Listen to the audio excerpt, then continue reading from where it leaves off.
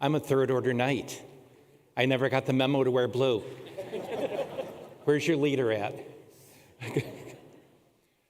The other reason I'm thrown off is we have a visiting sister here. Sister, where are you? Can you stand up? Hi. I thought you were a Dominican at first, and then I noticed the cross. You're a Franciscan. You're a Felician sister. Thank you for visiting, sister.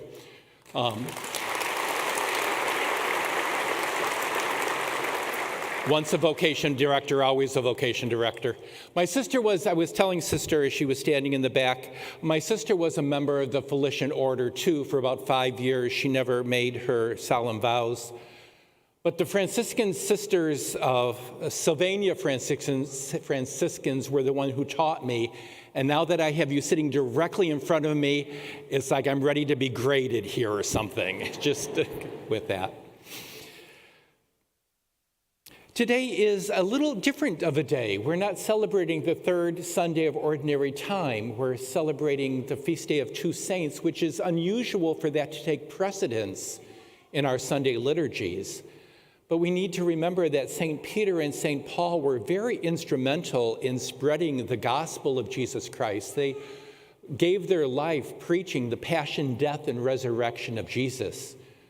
Peter to the Jewish people, Paul to the non-Jewish people, murdered for their witness to Christ about the same day, a couple years apart. So the church really honors them, and so we're asked to kind of remember them today.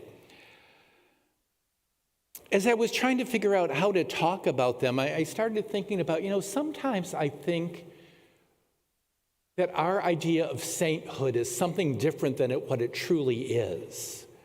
Sometimes I think we put the saints on a very high pedestal where we can't relate to them. We need to remember that they were human just like us. And the struggles they went through were just the same kind of struggles that we went through. And yet they were able to withstand everything they were going through to proclaim God in various different ways. Sometimes when we think of Peter, we think of his confession of faith as we heard in today's gospel. You are the Christ, the Son of the living God. But we forget, not only did he sink when he tried to walk on water, he denied Christ not once, but 3 times. He even forgot what Jesus' love your neighbor was about, because he cut off somebody's ear in the Garden of Gethsemane when Jesus was being arrested.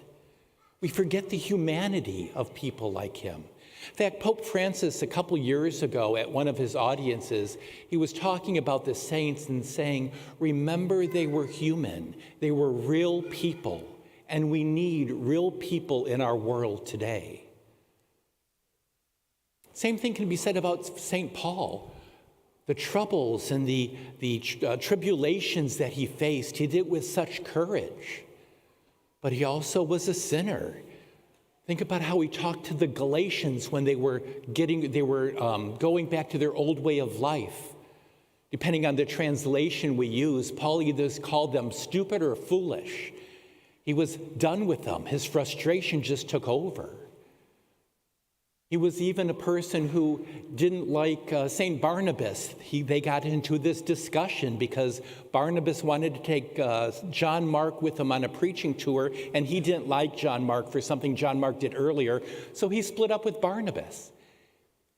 These saints dealt with the same things that we deal with.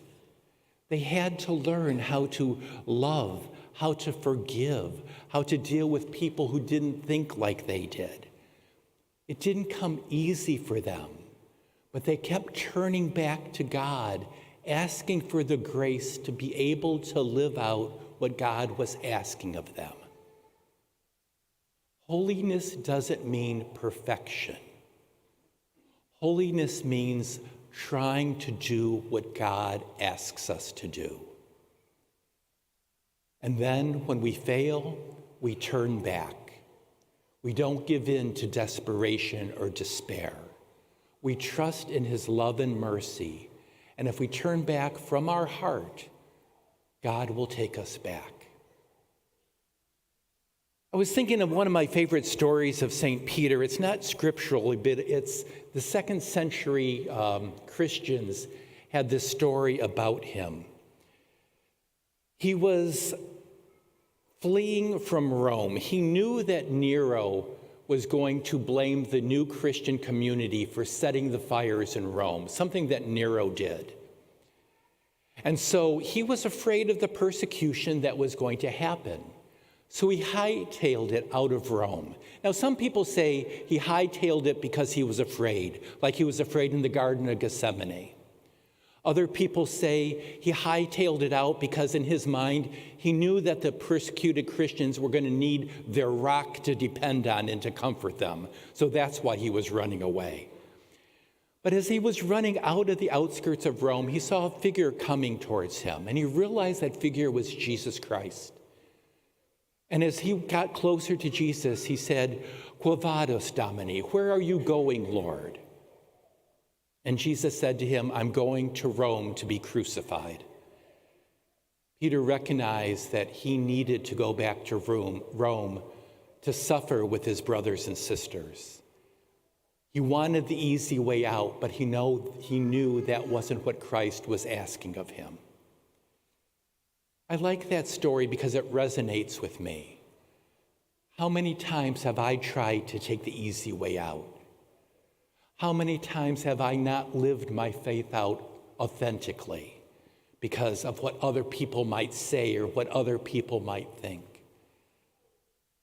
We need to be like these two apostles who stood up for their faith no matter what it cost. We need to ask for their intercession. Because when God looked at Peter and Paul, he didn't just see their flaws or failings. He saw what they could become with the help of his grace. And he sees the same thing when he looks at us. The question is, are we willing to live out our faith in this world? Chances are we're not going to be crucified upside down like Peter or beheaded like Paul, but we're going to have to do some kind of suffering. Let's ask for their intercession so we can keep our eyes focused on the Lord as he leads us on our journey to care for the less fortunate, to forgive others from the heart, and to show mercy and compassion